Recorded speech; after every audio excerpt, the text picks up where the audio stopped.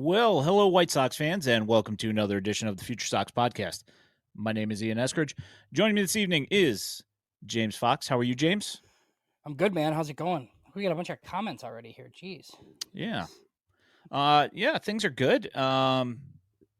Interesting stuff going on this week with the ownership stuff kind of coming out of nowhere, sort of, anyway. Um, so obviously earlier today we dropped an article, a guest piece. What are your thoughts on this whole thing? Like, where do you like what do you think the timeline is? I mean, it's just there's so many questions that are obviously going to be impossible to answer. Yeah, I think the But timeline is obviously unknown. I think there's a couple of things that seem pretty obvious. I think the number one thing is like, for anybody that's like trying to follow this story, I know a lot of people like canceled athletic subscriptions because of, no James Fegan or whatever. But it's like imperative to read what John Greenberg wrote and what Dan Hayes wrote to like understand the full scope of this, right? Because you have Chicago writers like Rick Morrissey, and I use the term writer loosely there, lead columnist for the Sun Times, who says like essentially Matt Ishbia can have whatever he wants, but like Jerry Reinsdorf is like stubborn. Like that's not what happened here. So, for anybody that doesn't know, Matt Ishbia, and we can get into the brothers in a minute, but he's a billionaire who was way down the road as far as like in purchasing the Minnesota Twins. Like he had reached out to local businessmen to like partner. Like he was going to be approved as the Twins' next owner prior to opening day, and people there were bracing for him to like be their next owner. So then when Friday news comes out that he basically tells the Twins, I'm out, and he's increasing his minority stake. So he had a minority stake in the White Sox that he would have had to divest like to buy the Twins. Well, instead, he's deciding to not buy the Twins, and instead he's getting a bigger piece of the White Sox, which apparently doesn't become official until this coming Friday when he's like buying out more stakes. Um, so that's the gist of it. There's a piece on our site about it that a guy I know, Anthony Sisk, wrote. I mean, I called it a guest piece because like Anthony's not really a writer and he's not a somebody that contributes often, but he sent me something because he knows a lot about this type of stuff. So I published it because we have a place to do that. So, that's on the site if you want to read it. It's pretty detailed, but I mean, I think without those two big pieces, it's a little bit tough to understand.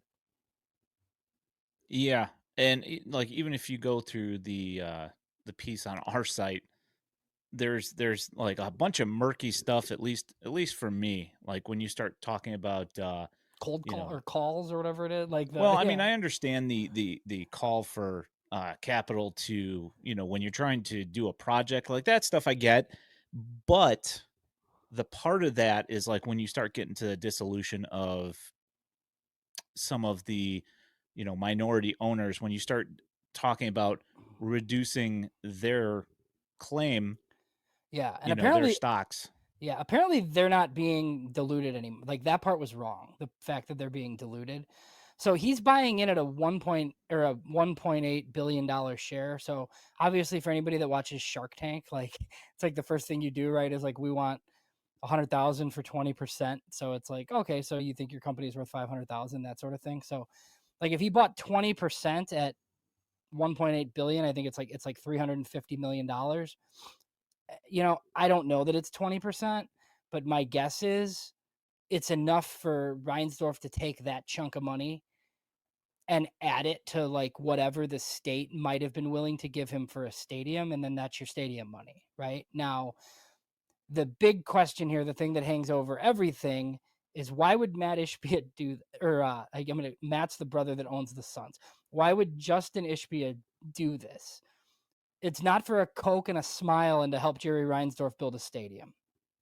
Like it's just not. And the White Sox can say whatever they want. John Greenberg's been on 670 twice now and said, look, I mean, Jerry is not going to let John Greenberg like break his you know what I mean? Like this will be whatever it is, like will be announced on their timeline essentially. So we're just waiting at this point. But I mean, John Greenberg and Dan Hayes are both professionals. They work at the Athletic with lots of sourced people. They are not coming forward with something like this and hinting like heavily on radio stations and in print that Justin Ishbia is going to be the next owner of the White Sox if like prominent people weren't telling them that. Makes absolutely zero sense for him to dip out, and this is, part of Vince's comment here. Makes absolutely no sense for him to dip out on the Twins unless there are assurances here from the Reinsdorfs and that he sees it as a far more tantalizing deal in the long run to hold off on purchasing a team, in my Yeah. opinion. Yeah, and he basically had the Twins purchased. Like he was going to be the guy. So a couple things, like we're 6 minutes in and I didn't even mention maybe the best part. So this was in the news and I think you and I and others had been like, "Oh, darn it." Like, like I was jealous of the Twins. So apparently like the Reinsdorfs, and it might be the Reinsdorf sons, Jonathan and Michael, they reached out to Matt Ishbia about this. They basically like reached or to Justin Ishbia and reached out and they were like, "Look, how about we up your share or like we'll get you more shares of the team and you don't buy the Twins." And he went for it. And like, which tells me that, there's a path for him to take over at some point. I don't think it's soon. It doesn't seem like Jerry wants to be out soon. And it also doesn't matter how many people own what percentage. Like with the way the White Sox are set up, like people don't like Jerry Reinsdorf he only owns, I think, like 15% of the team, but he's the chairman and he gets to make all the decisions. I thought it was more than 18%. Okay, maybe it's like 18 or 19. His kids own a bunch now too because they bought out. So Dan Bernstein said on 670 today, like even if you look at their board of directors, I think the youngest guy in the group is like 78. So, and like you don't really get anything as like a part owner. You get free tickets to any game that you want, like I think anywhere. And you get your like name on a certificate really, but you're not even like making like interest necessarily on anything. So I think the people that they would give these like people don't want like you know what I mean, like their kids of all these people like don't necessarily like want to own a piece of the White Sox. So there's like lots of these shares available, but that's beside the point. So even if Justin Ishbia bought in at 30%, that doesn't mean that he gets to run the White Sox. Like Jerry Reinsdorf runs the White Sox as the chairman, like until he doesn't want to run the White Sox anymore. Now, does this come with that? That's what I think is likely. It's a little bit of speculation on my part, but I mean, to me, like if Justin is going to fork over a bunch of capital, they're going to build the stadium on the 78. Well, Justin's clearly going to be the next owner of the White Sox at some point. It's just we have no idea when that is. Does Jerry step aside, in 2 years and just like keep coming to games? Like, is it after he passes? We don't know that part. But there's something in this for Justin Ishbia more than building Jerry Reinsdorf a stadium and getting to be a minority owner when like he could go buy any team he wants. He's over $5 billion is what he has. And he's building like did you read the stuff on his, so he's building a mega mansion in Winnetka where he's like bought 3 massive houses specifically to tear them down so that he could build this like metroplex of a house that's $80 million, by the way, and more than any contract Jerry Reinsdorf has ever signed. That's sad. But I'm interested in seeing the compound once it all gets done. We'll see what it ends up looking like, but that's interesting. One thought that I had was one thing that we know that Jerry Reinsdorf is pretty adamant about doing is trying to get a stadium so he can solidify his his contributions and all that stuff to the White Sox. I had thought possibly, we're looking at him getting a deal done finally with that additional capital in there, but it allows him to have the uh the Yeah, ability to say it's I definitely a did it. legacy play for sure. Yeah. I think there's truth to that. Yeah, I think he can say I got the stadium built. I picked your next, and so something else like Matt Spiegel said today. I mean, look, like if this like White Sox fans should be excited about this. It doesn't mean that it's done, but I mean, he dropped the Twins bid. So like I'm pretty optimistic about this. Like I've always like, your dream should be billionaire hobbyist owner. Like it should be. And like I don't think that's a negative connotation. I think there's a lot of owners who, people thought Tom Ricketts was that guy, right? And now he's like kind of back in hibernation, like not doing certain things. You want the guy that buys the baseball team because he wants to win and he doesn't mind losing $300 million in one season, like if it means you're going to win the war ultimately, right? Like it's just like sometimes you're going to lose money on the baseball team, but as soon as you decide to sell the baseball team, you're going to make the billions that it's worth. So, it's just not short-sighted. And then obviously there's some history here because they did buy the Suns.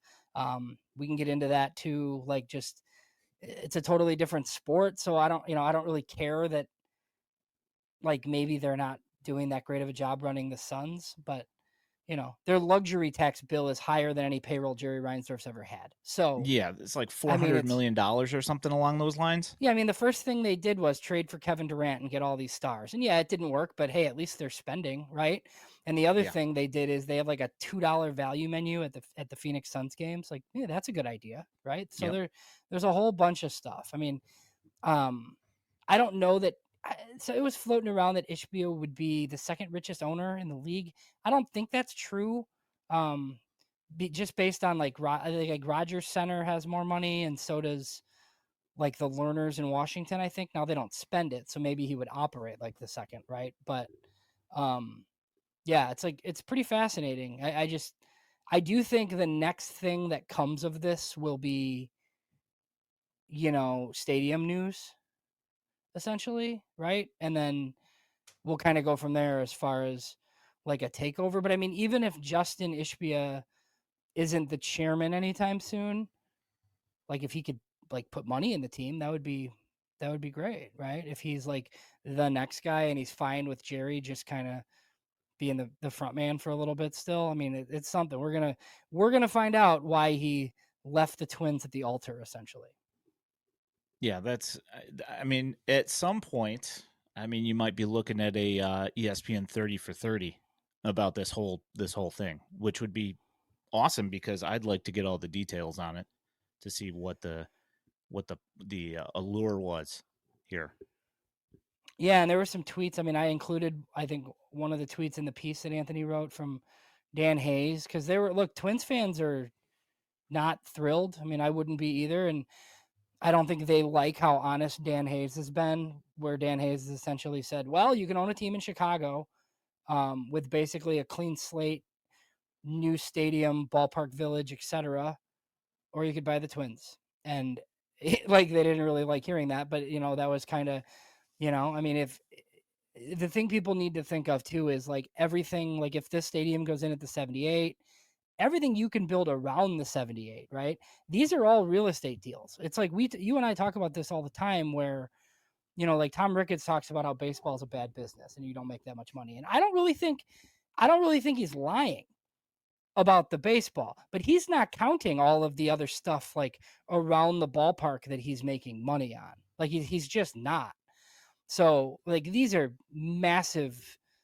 um, massive arrangements, and everybody that has these like ballpark villages like makes a ton of money. That's the play here, in my opinion, anyways. Yeah, so Beef brings up a really good point here, and this was one of the two things that I kind of wanted to get to as far as the brothers go, is that Shore Capital Partners has enormous amounts of money to deal with, and a bunch of money to invest, and then on the other side you've got real estate guy on the other side, which given that they're trying to sort out this whole thing with the stadium, it certainly makes sense that they would partner with these two guys in particular. It makes a lot of sense. Well, it makes a ton of sense for the White Sox. Yes. Why does it make sense for Justin Ishbia if he's I don't not know. gonna be the controlling owner of the White Sox at some point? I mean, he's 47, right? I mean, even if it's 5 years, it's probably worth it for him, right?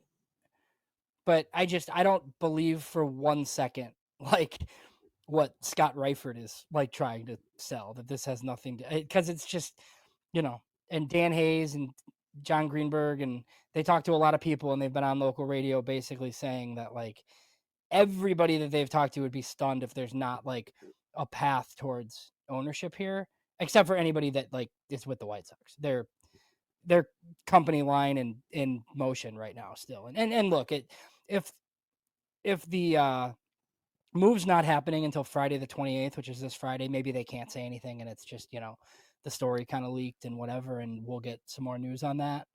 Yeah. But yeah, I'd be curious to know how much he's going to be in for, right? Because you just divide that by the 1.8 billion, and that might inform you on how much money they need to actually get this stadium built. Yeah. There's a couple of comments here from Jack up here that I specifically wanted to address, just because I know exactly where Jack's coming from here. But he says, what is he waiting for? They're going to suck for the foreseeable future, which sure. And he says, what's the point of not doing it now? Waiting makes zero sense. And I'm going to tell you something that you don't like, Jack. And this is the thing, is that Jerry doesn't care about you in that way. He might want to make you happy with a good baseball team, but as far as his ownership in the team goes, he could care less what you think, and he has certain things that he wants to do.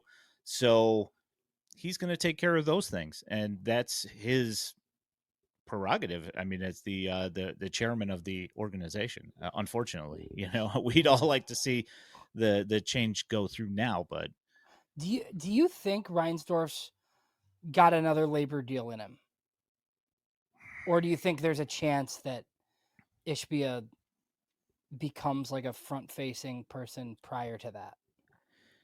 I was thinking about this very thing earlier today, specifically being because um, like one of the excuses that I heard was that, oh well, the labor the labor thing's coming up here in 3 years, so, or in 2 years, so that'll probably slow things down. And I'm sitting here thinking, well, this happens every couple of years. So how is that going to dissuade somebody from trying to make tons of money? It doesn't make any sense to put it off for more years just because of that. Yeah, and Jerry really stayed out of it last time. Um, but I mean, he was always regarded as this like labor hawk, right? But I mean, last time we didn't even hear from Jerry at all. I think he does kind of side with some of the small market owners that have issues with things. Um, this guy would not. I don't believe. So yeah, I think everybody should be pretty excited about this, but it doesn't mean that we're getting an announcement that like Jerry's gone all of a sudden. This is a much longer term play, but the fact that he doesn't own the Minnesota Twins, I think is a massive victory, personally. And it gives us light at the end of the tunnel, to a point anyway. Oh yeah, for So sure.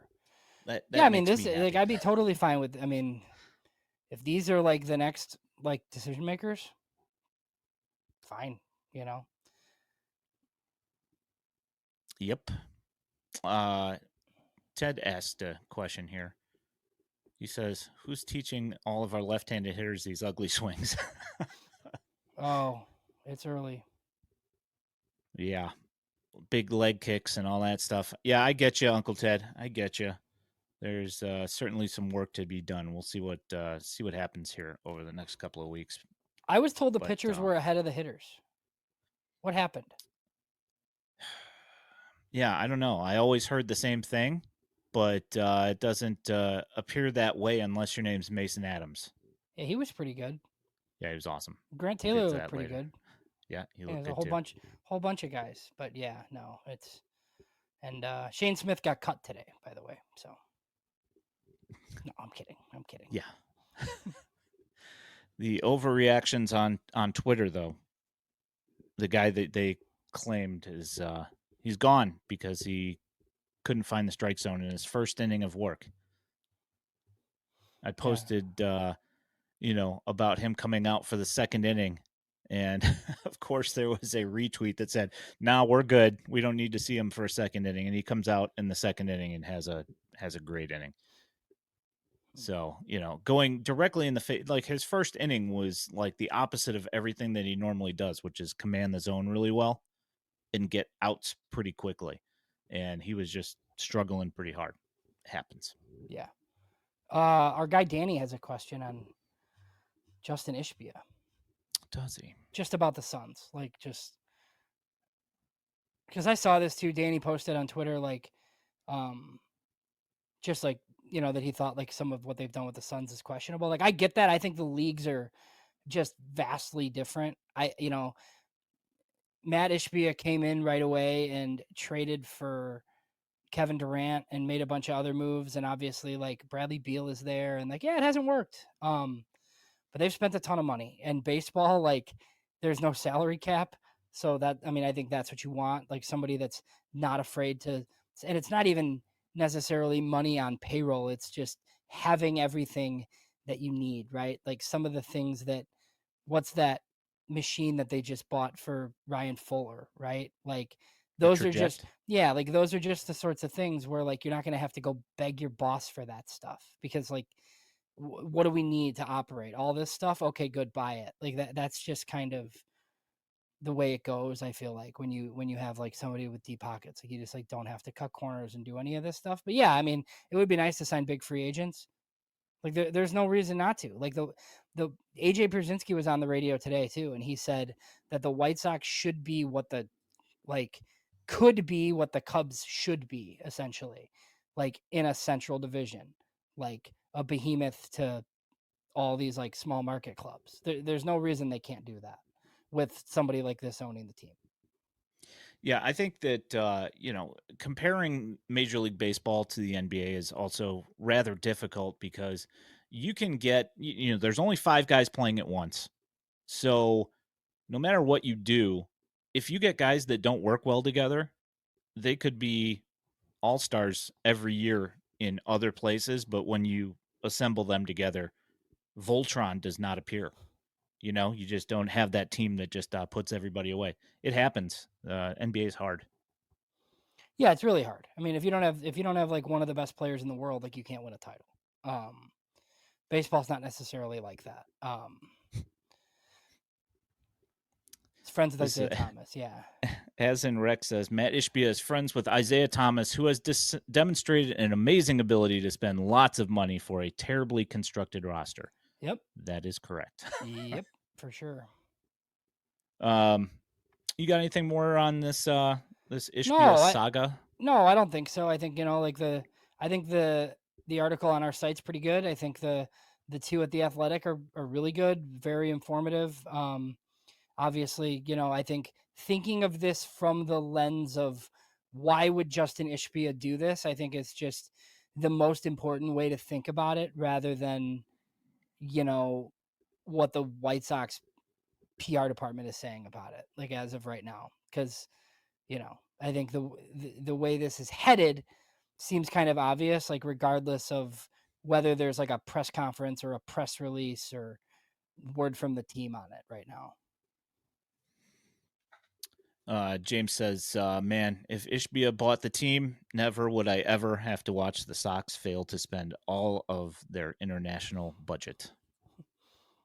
Yeah, well, there is Terrible. that, I guess. Yep. So let's go ahead and move on to a couple of transactions that came up this week. The White Uh-oh. Sox picked up a longtime Rangers top prospect who kind of flamed out. I think they grabbed him. They grabbed him from the Waivers. Yankees. Yeah, Owen White. waivers. Yeah, I think he was DFA limbo for a little bit. I think he bounced around a couple of times. Hmm. Yeah, I mean, obviously the luster has faded, so I don't really see anything coming to this. I kind of think this is just org depth. I do think he has options though, so I think the biggest question for me is whether they allow him to continue starting or whether they see some bullpen utility, but he'll be at Charlotte regardless. Um, Even if they can get him off the 40. whatever. Like he's going to be somebody that's in Charlotte, but was he a second rounder or a first rounder? But he was a Second rounder. second rounder out of high school. He was a top prospect for the Rangers for a long time, and then there's been some issues with his body where his stuff backed up, and the high minors are hard, and it hasn't been that great. But I think the White Sox are picking up any pitcher that they think is slightly interesting and throwing them all in the pile. Yeah, it's just kind of one of those things they have to end up picking up guys to fill these pitching rosters just to eat innings here. We know that AAA in general is going to run through like 25 starting pitchers through the year, and Charlotte, for whatever reason, never seems to have enough starting pitching, no matter what. Yeah, it's crazy. Yeah, and there's enough guys that are going there. Some of them I feel like have pitched the past couple days. Some of them have looked pretty good. Some not so much, but I mean, you get there and it's like a whole different animal, obviously. Yep. Baroa. Yeah, I'll get to that later? in a second because we'll get to actual spring training stuff here in a second. So the White Sox also picked up everybody's favorite guy, Mike Clevenger, for the third time. Yeah, I don't get it. Is the third time the charm? Well, I mean, he's going to be the closer apparently, or they're going to try that. I mean, so his role is very clearly bullpen, and he thinks that he can be a back end bullpen guy. So he must have given up the starting dream, and he found the one team with a minority owner that has a relationship with him apparently that would sign him. So they can't quit Mike Clevenger. I don't hate it as much like in this role because if he stinks, like they'll just cut him. It's not like you're depending on him to start every 5 days. And look, I don't know, like I guess there's like a chance that he's okay out of the bullpen. But I mean, I don't know. Is he even like ready to pitch? Like, are we going to see him throw it all? Like, I don't know anything about a timeline for him either. Yeah, he did get rolling pretty quick last year when they finally picked him up. But he only ended up pitching 16 innings before he fell apart and was out for the rest of the year. So I mean, at the end of the day, this is exactly like the Joey Gallo thing. In a month or in 3 weeks, we could just be talking about this saying, it didn't work. They're gone. Brad Keller. There's like a whole bunch of these. Like the problem is everybody hates Clevenger. Like it for whatever what I mean, and for obvious reasons, I think. But it's just that's why I find it like just unnecessary, right? Because it's just like you're already bad, and then you're gonna alienate like a whole segment. Like I'll still watch, right? But like it's just it just doesn't make that much sense to me. Like why you would like bend over backwards to do this for no reason, essentially. Yeah, that's also the thing I don't understand. I don't understand why it's so important to sign him every year for the last 3 years. Like I just, you did it once. You saw the public backlash, especially with all the radio interviews and all that stuff, and then you came back again last year, and that witch keeps on popping up, cursing the White Sox, and you've seen the records. I'm just saying. I mean, there's no actual proof that that's a thing, but they're still terrible. I mean, trust me. Like I understand like compartmentalizing some of this stuff, right? Like, and picking up a bag so that you can trade him for something useful. Like I get that part. But like they've never been able to do that with him because nobody wants him. So like if that's the thought again, you think like if Mike Clevenger's your 8th inning guy and he's good, somebody's gonna want him all of a sudden? Like nobody's wanted him the last 2 times you've tried to do this. Like it just I don't know. It doesn't really make any sense. Yes, my thoughts as well. Oh, James brought up the investor thing. So there's a long-standing rumors like on the internet, so they have to be true that there's a investor like on the ownership side who's very tight with Mike Clevenger, and he's the reason why Mike Clevenger keeps getting signed. I don't know how true it supposedly. is. I don't know how true that is, but I mean, it's as good a reason as any, I guess, at this point. You've signed the guy 3 times. Yeah, I mean, I guess I guess they go and hang out on the weekends and stuff, and they enjoy each other's company. So, why not put one of them on the payroll? Sure. So we'll see what ends up coming of that. I don't expect anything out of it at all. But Uncle Ted says basically what I was thinking was that it's just blocking younger arms. Yeah. I don't really see the point. I don't feel like the juice is worth the squeeze. I don't think that I think there are several guys that could fill that spot on the roster. But as Danny brought up earlier, Perlander Baroa the other day left with an elbow strain. Now it's not a forearm strain, which is usually the precursor to Yeah, the TJ. the flexor strain's not good. Um but elbow strain, like strain and sprain is different things. Strain, this means it's muscle related if it's reported correctly. Um so it seems more minor, but I mean, he's probably going to miss spring training. Yep. And like I saw Bernstein today was complaining about Clevenger possibly being a closer for the White Sox, saying, well, they only win 50 games anyway, so I don't see really what I mean, Bernstein just hates Clevenger, so that's where that goes. But, I mean, last year Kopech led with 8 saves. So really, what do Yeah. we? And again, they probably will only win like 53 games or something. Who cares? Right. I mean, Does it and that, matter?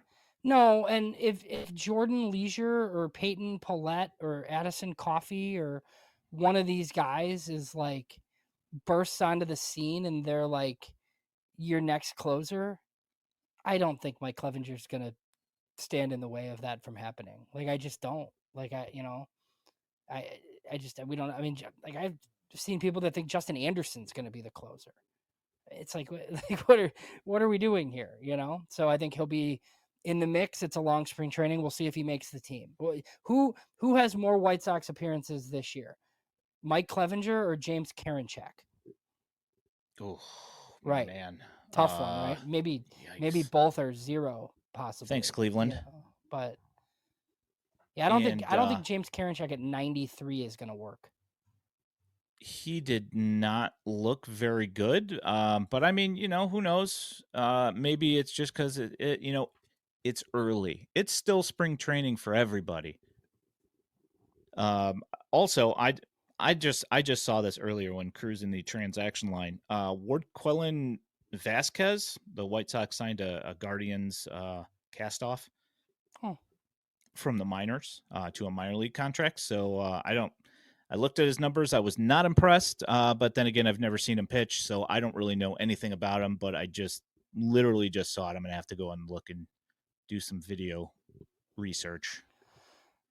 yeah. So the White Sox even said, like, on the Prolander thing, like, the next steps are like to be determined. Basically, like, they don't know what they're gonna do. So I think like a strained elbow is generally rest and ice and rest and relaxation maybe, but I just think he's going to be delayed. If we see him, he probably comes back through Charlotte. I think Baroa probably would have made the team if he were healthy.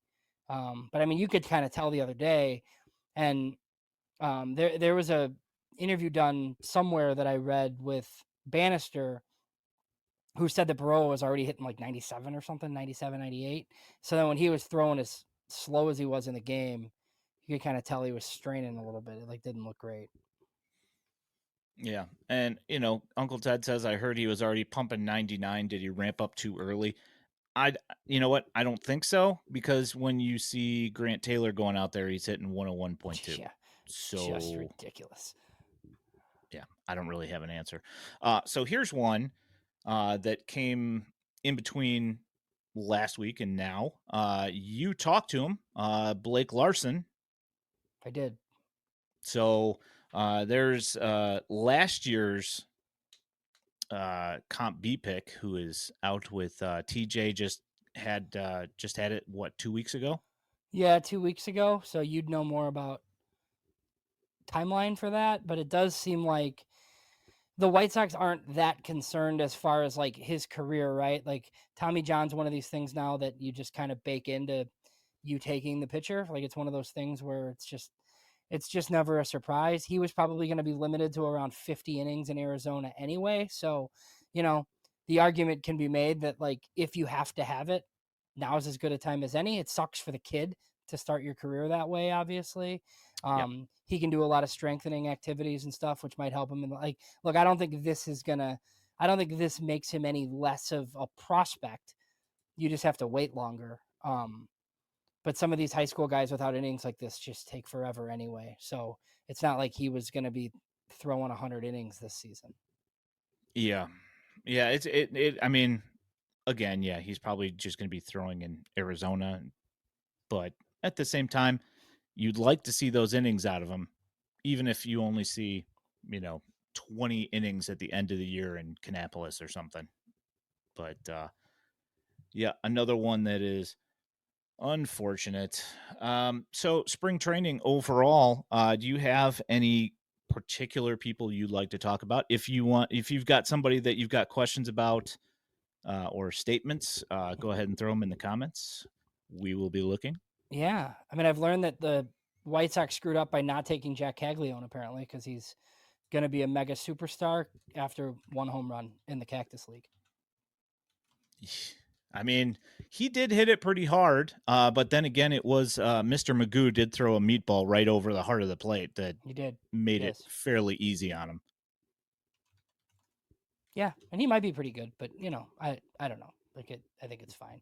I mean, some of the pitching performances, obviously, like, it's kind of funny when people like learn someone's name for the first time, right? That was kind of like that with Grant Taylor. I feel like, even though I feel like we talk about him every week, but you know, there's a lot of people that just don't really pay attention to the prospects, obviously, which is fine. And it's like, oh, who's this guy? And then you see like all the data readings that are on Twitter, like with all the pitches and stuff. Like Grant Taylor's nasty, so like, hey, why not add a kick change as well? You know, like it's just filthy. Like I almost hope Hagen goes to Winston just so that like a couple of times through it's Hagen, Grant Taylor, and Aldrin Batista and Winston. I think that would be kind of fun. Um, but yeah, no, I mean that's been pretty interesting. I mean, we're gonna get Hagen Smith and Noah Schultz this week. I think Nastrini looked pretty good today. Mason Adams has Did. looked good. Eater like has a new pitch apparently. So, you know, there's just a lot of guys. There's going to be guys that pitch, I feel like every day here for a while that look at least somewhat interesting. That could be parts of the future. And then you just got to kind of see who works and who doesn't. I actually thought Shane Smith, like the stuff looked pretty good. He just got hammered in Arizona. So, which happens.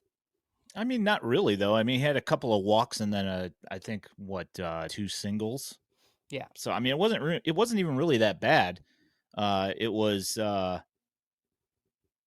Chris Rodriguez Yeah. came in and gave up the 3-run home run, hit a guy, and had 2 walks himself. So they scored nine runs on 5 hits or something, or 4 hits. Yeah. Awful. So bringing up another guy that you've had talks with in the last week, Uncle Ted is interested in seeing Nick McLean and Riku Nishida in spring training. I know that you'll see Riku Nishida at some point here. You have a little bit of news on Nick McLean. Yeah, so you know, I usually do like a prospect profile every year around this time. I decided this year I was going to write it on Nick McLean just because I think he's kind of interesting, and he didn't play last year. Really interesting kid. I talked to him for a bit. His older brother Matt is on the Reds, and his older brother Sean is a farmhand with the Dodgers. It's a baseball family that lives in the Orange County.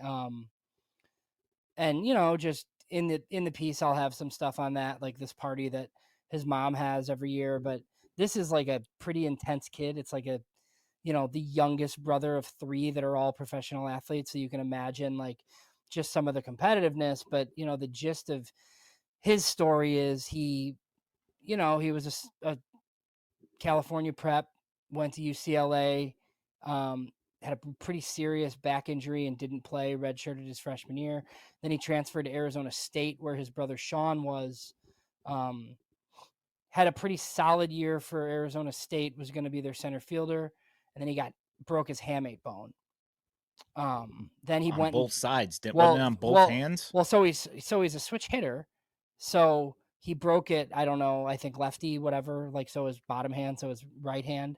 But then he went and he played on the Cape, and he was really good. So then his sophomore year, which is his third college season, you know, he came in as, you know, one of the top players on Arizona State's team, and he broke his other hamate bone.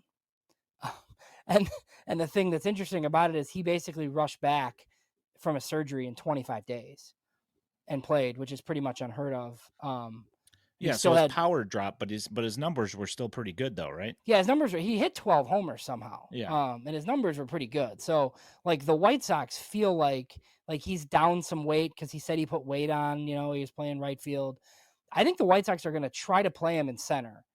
And I think the bat, I don't think he's ever had like healthy hands, like hand strength. Like I don't think he's a huge power threat or anything by any means, but I just think there's like more juice in the bat than, you know, some people kind of thought. I mean, he's a bit of a tweener because, you know, it's kind of like a great profile in center and not a great profile in a corner, even though he has a strong arm. I think the McLean kids all seem kind of similar, and Matt was a 3-WAR player with the Reds, but again, that's second base, third base, center field utility, right? Like if McLean's a right fielder, I don't know that he has enough bat for that, but I do think it's interesting as a third rounder for 800K. And the White Sox kind of pooled their money, so you know, like whether you think he's a third round pick or not, Casey Saki went after him and got more money than he did, right? So, you know, we always talk about this, like once we get closer to the draft, like look at the totality of the draft pool you have and the number of players you can fit within it.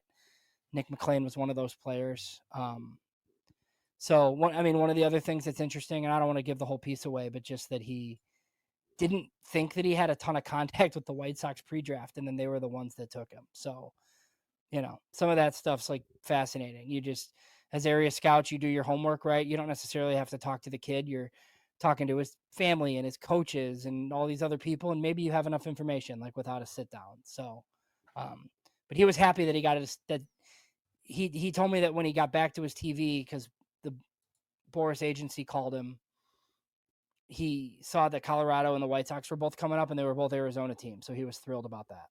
That he didn't have to go to Florida for spring training. Yep. So Adrian says Lenine Sosa or Brandon Drury.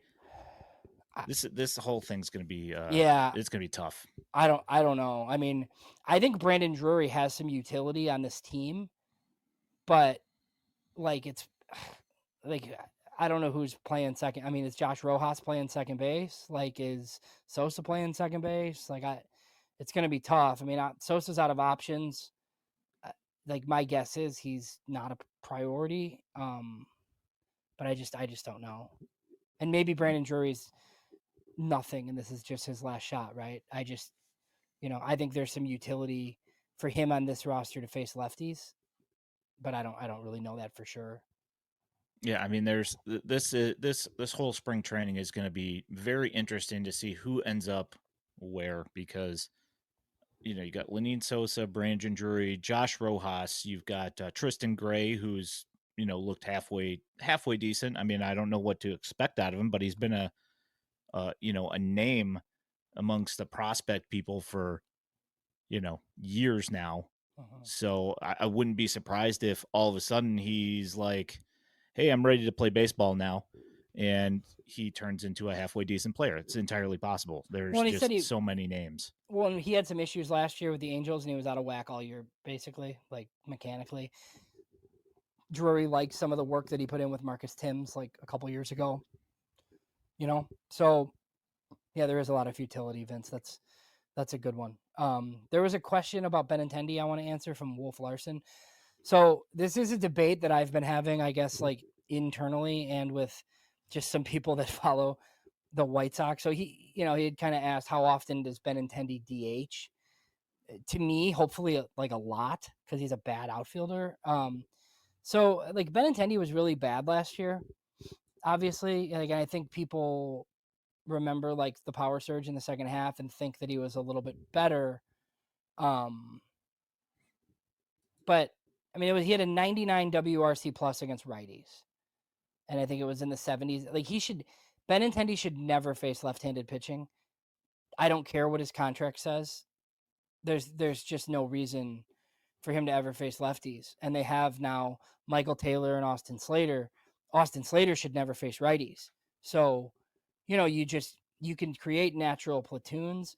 I don't really have any fears that they're just gonna send Benintendi out there every day, based on his contract. I mean, I think if it's up to Will Venable, I think they'll play matchups, honestly, because I don't know why they wouldn't. But if you want to get the most out of Andrew Benintendi, he should probably only face righties. And if you have somebody else to play the outfield, I'd probably do that too. Yep. We saw Braden Montgomery in center field today, and I don't know. He made a play. Don't really know what more to say about it. He did. He got walked on 4 pitches yesterday, and then today he had a chopper single to the right side and beat out any play there. The speed looked okay. It doesn't look like the ankle is the probably ankle's going to an be any issue. So would Samuel Zavala stop you from playing Braden Montgomery in center field, or do you mix and match? Like, what do you do there? And because I was like thinking about that with Nick McLean, right? Like Nick McLean, my guess is just goes to Canny, even if I think he's more advanced than that because he didn't really get a chance to play last year. So if you want to send Nick McLean to be your center fielder in Kannapolis, I think that's fine. But I don't think moving Samuel Zavala to a corner just because like makes sense either. But maybe that's like one of these things where you just play both of them in multiple spots and see what kind of happens. Yeah, I mean, well, Montgomery's technically more of a right fielder with that cannon for an arm. And Zavala is good defensively out in center field, so I'm okay with that. We've seen his swing changes that he's made over the winter. We'll see where he ends up. I mean, I'm sure we'll probably see him for a couple of at bats. I think I saw him get added to the roster within the last couple of days to make some appearances here in spring training. So we'll see. We'll see what ends up happening there. So did you see? So apparently Alexander Canario was traded to the Mets. Oh boy, for cash. So interesting. I actually thought they might get a prospect for him, but he is out of options, so it's kind of tough for teams to commit to. Because there were a lot of White Sox fans who right away wanted Alexander Canario as soon as he was, DFA'd by the Cubs, and I understood taking the chance or trying to like claim him essentially. But I mean, he has to make your team or you're going to have to DFA him again. And the White Sox have 5 guaranteed contracts in their outfield. So would you rather see him than Austin Slater? Yeah, probably. Right. Like you're horrible. Like give this guy a chance. That was my thought. Yeah, for sure. Right. But I guess, yeah, it's kind of weird. I thought they'd, be able to get cash for him or, more than cash. I thought they'd actually get like a prospect. Just want to briefly mention this because it's brought up by Tom. Also was brought up by James earlier that Colson Montgomery's defense is looking pretty decent. And that's why, I've gotten a couple of people that, the contrarians who, I'm posting video of just regular old ground balls. And people saying, oh, well, if he can't make this play, then we've got bigger problems than we thought. And my whole point here about posting this stuff is people were wondering if the guy can play shortstop at all. I just wanted to show that he can make it look clean, and he is making progress on the defensive front. Whether or not he ends up at third base is immaterial to the tweet. So if you are listening to this and you have replied to the tweet, just know that I know it's a routine ground ball. That's the point. Okay? Thank you. That has been my PSA for tonight. I like the left on left homer the other day too. That was nice, and that's what. And like to me, like out of Colson, I don't. I think you and I kind of differ on this a little bit. Like if he can play shortstop for a little bit, like I'm fine with him being lots of walks and lots of power and sacrificing some of the other stuff because I just like think that's valuable if he's playing shortstop. And just kind of because like this team needs left-handed power. So if that's like ultimately what you're, if it's like a 245 average, but he's hitting homers and finding a way to walk a ton and get on base, like I'm good with that. Like I want to see Colson Montgomery this year, like for 100 and some plus games. I just don't think it's a great idea to hand him the shortstop job out of spring training because you don't have anybody else. So to answer Doug's question here, he asked, do you think that Wilfred Veras can be taught how to control his strikeouts? I don't have an answer for you yet, Doug. My guess is probably not to the point that we're going to be happy. I kind of, unfortunately, see it not getting 100% better, to the point that he probably ends up going the way of like Mike Rodolfo, and Yeah, similar to those guys, I would say. I it's mean, I think the biggest issue is just like he he doesn't get to enough power to have no defensive utility, right? Like he has to be like a 30 home run guy for you to be fine with playing him in an outfield corner, right? Like it's just got to kind of, and I just don't know that he's got power. He's got a ton of minor league homers. Like I think if he goes to Charlotte, he could go on a heater and all of a sudden he's like back on the radar, right? But I do think kind of guys with strikeout rates like that, it's tough, man, in the high minors. yeah, I kind of don't see if he goes to AAA with more breaking balls. I still see him hitting a lot of doubles, and probably because he'd be in Charlotte, I expect to see a couple more home runs than we've been seeing in Birmingham. But I don't expect that strikeout rate to go down at all. That's just my 2 cents on that. Yeah. Have you seen anything different out of Miguel Vargas? Did you see the report from White Sox brass where they kind of said that they anticipated making some changes, but they didn't feel it necessary to do it like when he got here last year? I mean, the setup does look a lot different, I think.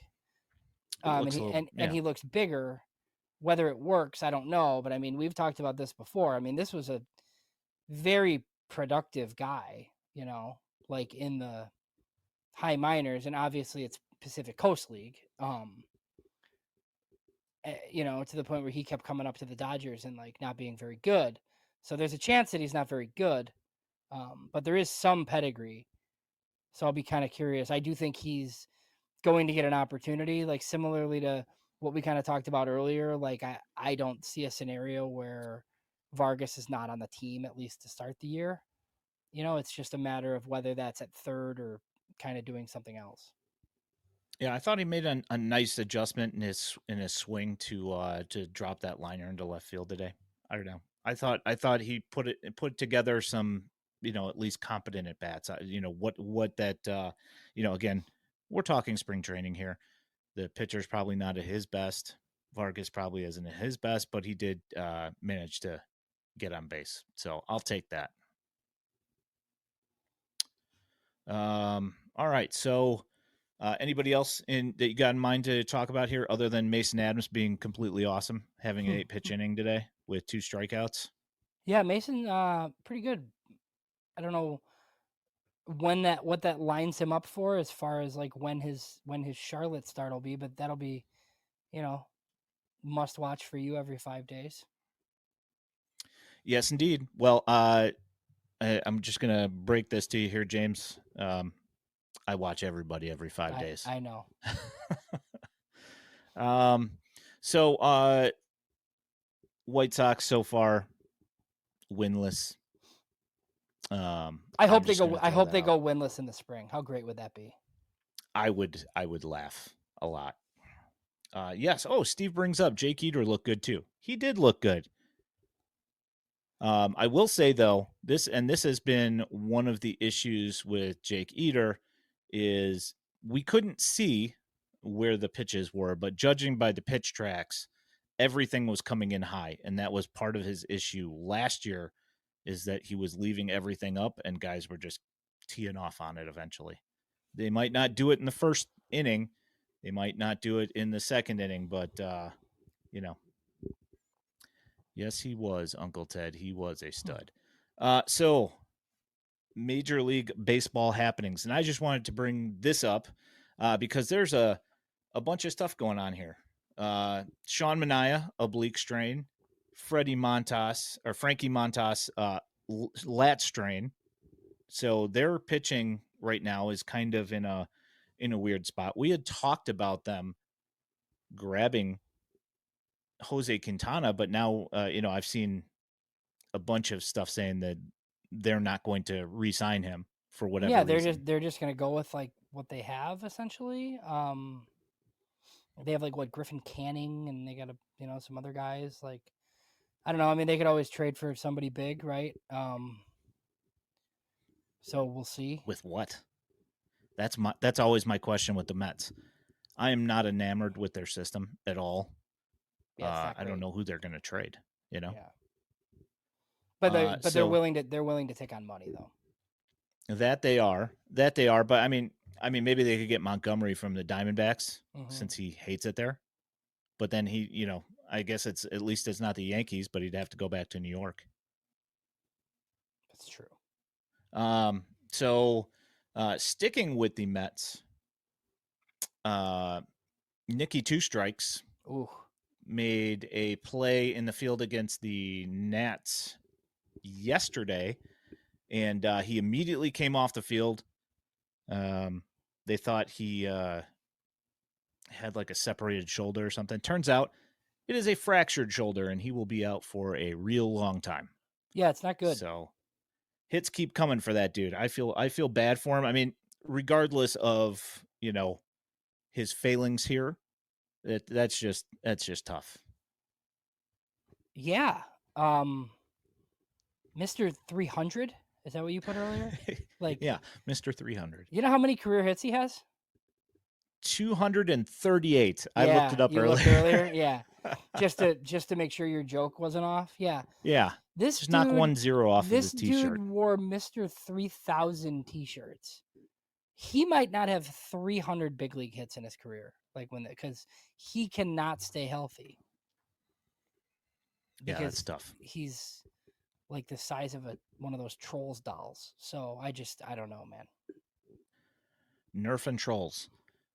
Awesome for kids, not so good on the baseball field. So what do you make of this Rafael Devers thing in Boston? Um, I mean, looking at their prospects, their best team is with Rafael Devers DHing, and you know, Craig Breslow didn't promise him anything about third base. I mean, I understand like him wanting to be there, but I mean, Alex Bregman should play third base, and Rafael Yeah. Devers should DH, and pretty soon they're gonna have Christian Robinson probably at second. They Yeah. have like all these prospects. Wait, what is Trevor Story still playing? Like I don't really, Yeah, I that just, guy. Who knows? and obviously like they have Tristan Cassis at first, like Devers, and it's not like one of these things where Devers wants to play third so he can get paid. He already got paid. Yeah, he would be my DH. He's been defensively the worst third baseman in baseball for 7 years. Yeah. So why would they keep him there when they just traded for a Gold Glove third baseman? And Trevor Story, that guy. Talk about Nick Madrigal always being hurt. Same thing. Yeah, and I mean, I guess there's like a scenario where maybe you use like I think the Mariners maybe make some sense, right? Like you trade Tristan Cassis for some controllable young pitching, and then Devers can play first instead of third. Like I could see that, but I mean, as long as Cassis is on the team, kind of feel like Devers is the DH. That's the only thing that makes sense because he's not going to be a good defensive first baseman either. Well, and I think you're worse at second with Bregman there. Yeah, probably. I mean, he's not. I mean, there's no way he's better at second than he is at third, is he? I don't. I mean, maybe, but I'd be a little bit surprised by that. Yeah, that is more of a footwork position. I mean, he can play shortstop. We know that, but Hmm. he's better at third base. Yeah, But hey, he already hit his first home run of spring, so there is that. yeah. Doug asked about minor league rotations, like going with 6-man rotations. I don't think so. I think they're gonna have somebody getting 2 starts every week. Would I be think my so too. guess. Yeah. Okay. That's my guess. I think they're going to move away from that this year, just because of what it did last year. I think that they're going to But wasn't move some Birmingham the guys. only place they did? Wasn't it only because of Noah? No, they did it They did everywhere. it. They did it everywhere Yeah. except for Charlotte because they couldn't. Yeah. But every week in Kannapolis was the same guy every sixth day, and in Well, Winston same thing. well, so I guess so. Winston might be like that because I could, like, my guess is Grant Taylor is 1 start a week. He'd make it possible to do that, but the question is that I mean, I guess you don't have to worry. You're not worrying about stunting everybody else. You're worried about Grant Taylor because Grant Taylor's probably, you know, top top 50 Yeah. prospect But here. there was pushback on that about Noah too, right? Like Noah's the Saturday starter, so what does that do to like everybody else's workload? Like I get it. Like it's not great. Like he's taken a spot essentially because he has to start the same day every week. Yeah, I'll be curious to see if they do similar. Like if Grant Taylor is like your Saturday starter or something every week, he starts every Saturday, something like that. Yep. So I'm just bringing this one up just because I want to say the name. Woo Suk Go has a broken finger, so he's out for a while. James Hesterman knows I like Woo Suk Go. He's one of my favorite names in baseball. So this one's actually a big deal for a division opponent. The Kansas City Royals, one of their top prospects, Blake Mitchell, broke his hamate. So he's going to be out for about a month to a month and a half. So that's kind of a big deal. That's not good for them. Pretty terrible. Uh, one of the Yankees' former top prospects just had TJ Chase Hampton.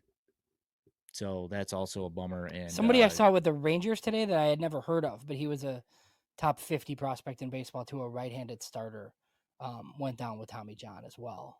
really, One of their international signings. Yeah, and I didn't know who the guy was. But I think he's one of these fireballers that really burst onto the scene. So that's and this isn't because hmm, of today, right? but I love no what I'm about to say. Um, I love the odds on Texas to win the American League. I think they're very, very good, and a lot of people are not talking about them. Hmm. Like I think I mean, Texas is loaded, and their pitching is back, and their lineup is really good, and the East is gonna beat the hell out of each other. So I don't. If Texas is the number 1 seed in the American League, I wouldn't be that surprised by that. yeah, if Langford and Heim can stay healthy, Yeah, that's a you create a first base platoon of Jock Peterson and Jake Berger for really cheap. Obviously they have Simeon and Seager, um, and I think like Degrom is back, right? So yes, the and the, Degromi. and the other guy that's in the, I mean, and Kumar Rocker looks really good supposedly. So Yeah, that's a team with some high end guys at the top of their system. I think Texas is being slept on a little bit. yes, I agree.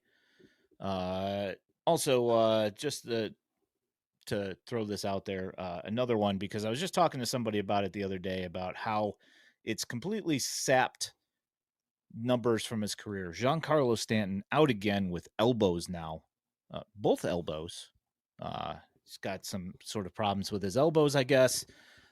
So I mean, talk about a guy that should have been at like 650 home runs by the end of his Yeah, career. I don't know if he's going to even hit 500 now. no, no, he walks out to head, shoulders, knees, and toes, like for different reasons, right? Like it's just always something. Yes, indeed. Yes, I will agree with this. Unfortunately, because I just pulled one of his autos the other day, Jack Leiter has been pseudo disappointing. Although he Yeah. has looked a little better as of the last the last couple months of the season or whatever last year. But you got anything else this week, James? All Oh, good. what did I do there? All right. Well, alrighty then. I'm going to walk us out. You have been watching / listening to the FutureSox podcast. If you are listening to this in podcast form, know that you can find us every Sunday night, usually at 8 p.m. on YouTube and the Purple app. You can also find this podcast along with all of our written content at futuresox.net. If you are looking for White Sox prospect highlights, you can find them on X at FutureSox and now also here on our YouTube channel. If you love the content and want to support us here at FutureSox, there is a link to our Patreon in our channel description and at futuresox.net. You can also toss up a super chat on our YouTube stream. Also, don't forget to like this stream and subscribe with notifications so you know when we're going live, helping us in the World Wide Web algorithms. My name is Ian Eskridge at Daily White Sox. He's James Fox at JamesFox917. We appreciate all of you. Thanks for listening. We appreciate you guys so much. Wednesday night, we will have Hot Takes and Heaters on for their second episode. We will also have another episode of the Future Sox Roundup coming here soon. Thanks, guys. We appreciate it. Thank you for helping us drive the content. The comment section, lit, awesome. Thank you so much. You guys have a great night, and we will talk to you guys next week. Thank you.